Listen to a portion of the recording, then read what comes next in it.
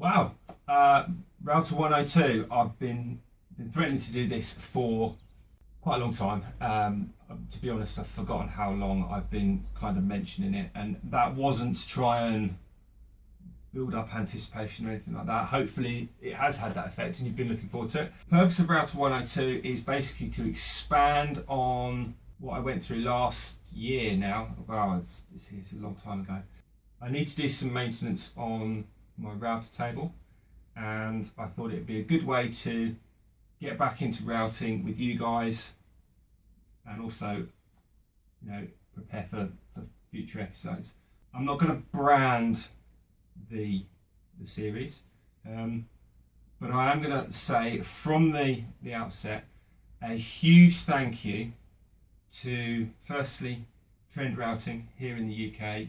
Guys, amazing, thank you very much. The other company I want to say thank you to is Wilden Tools. The guys over at Wilden, again, very generously have sent me a few bits and pieces. Your support with the show is amazing, because again, without your generosity and whatnot, a lot of these things I wouldn't have been able to cover. Certainly not in this time frame. So thanks again, and let's crack on with the what I really want to do in this video. What I'm going to do is replace these split fence cheeks for the router table. So I've had this 3 years now, and it's started to chip off the melamine. I've got this bit of birch ply that I'm going to use because it kind of look a bit nicer.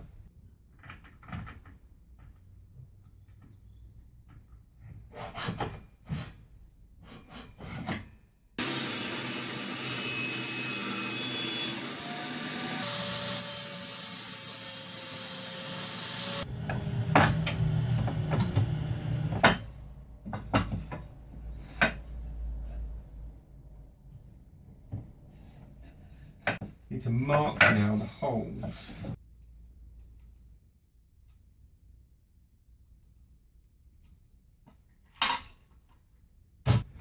Okay, so now originally I was going to use these ones, but they're a different thread to the knobs, and I want to use the knobs.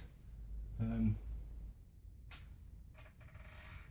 I've got to wind these out, and they're not easy, so what I did,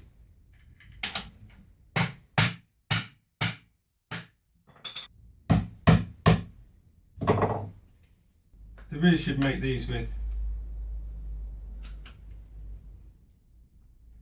slots in them. What I've done is I've set up on here 3/8 drill bit, and it's set so that it's not quite all the way through. I'll drill these two, take that one out, and then you'll see what I mean.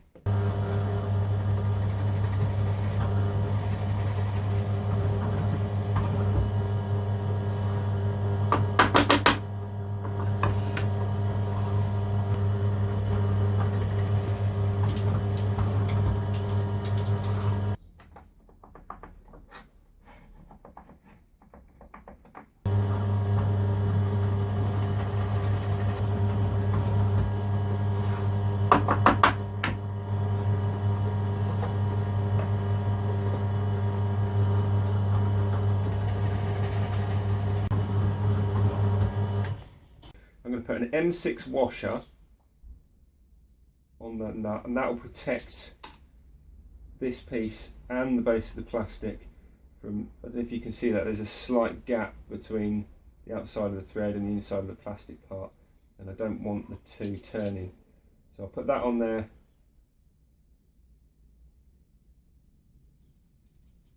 On there. And then take another one, screw that on top. I know what some of you are obviously thinking. So for the first three, that's how I'm going to put them on.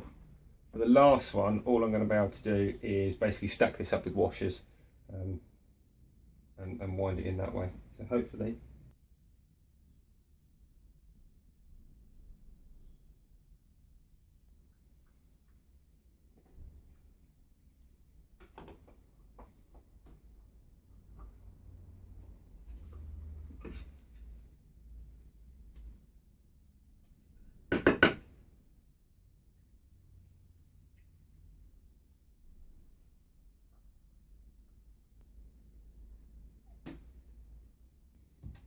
Just leave those to set up. Let that epoxy go off.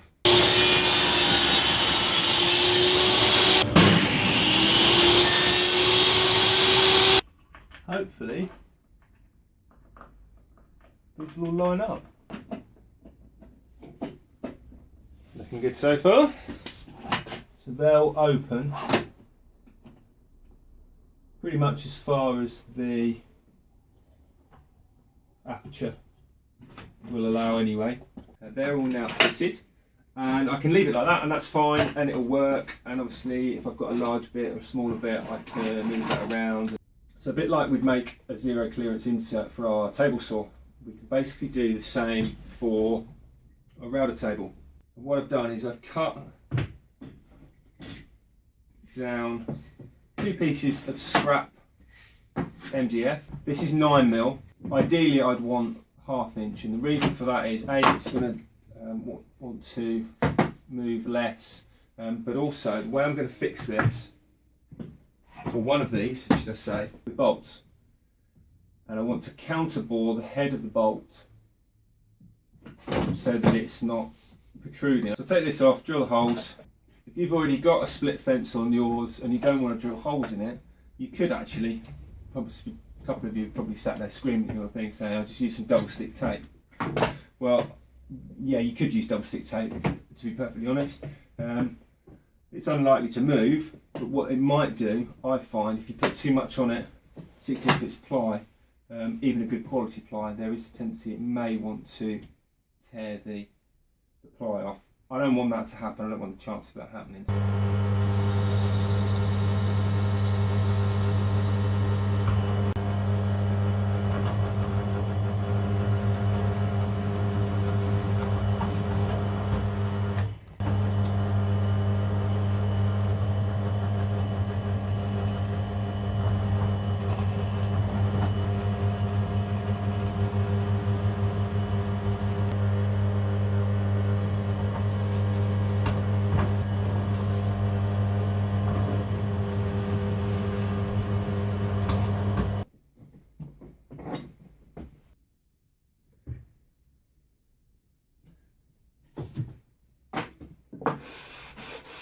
So what we need to do now is put our router bit in the table. Now the cutter I'm going to be using is this.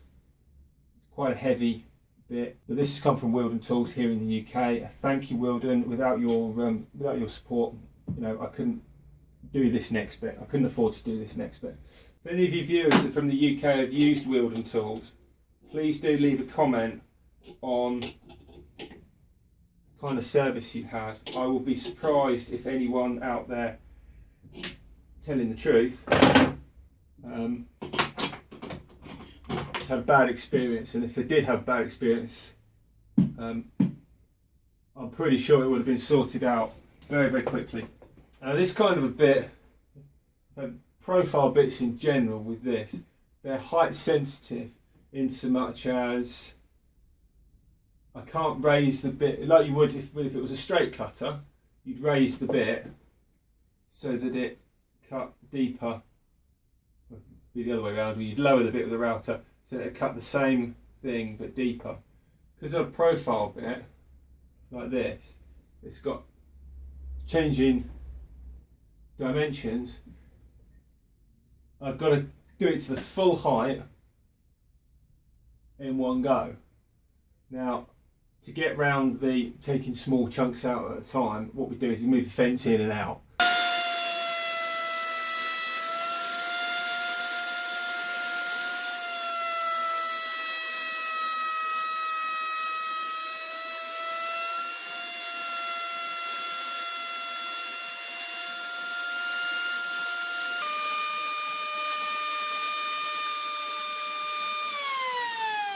Okay, so you can see there it's torn it out a little bit on this side, but that's because of the rotation of the cutter is always going to want to blow that.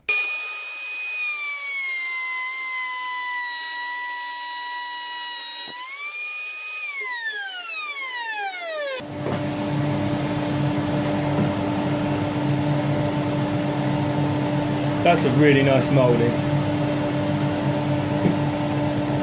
there we have it. I hope that was useful for everyone. Next episode, I should be using what I've made this episode for a quick little project, and then keeping on the theme of specialist cutters, I'll have another, I think it'll be a jig next time with a specialist cutter, and then what I'll do is I'll do the third episode with project, starting with the jig, the next episode, and kind of do it like that. So start off with sort of jig, workshopy thing, and then the next time it will be a project associated with the previous episode and a new jig, and then do it that way. If you've got any ideas, questions, comments, don't forget, leave them down below. I will leave a link to Wielden's site, and don't forget to like and subscribe.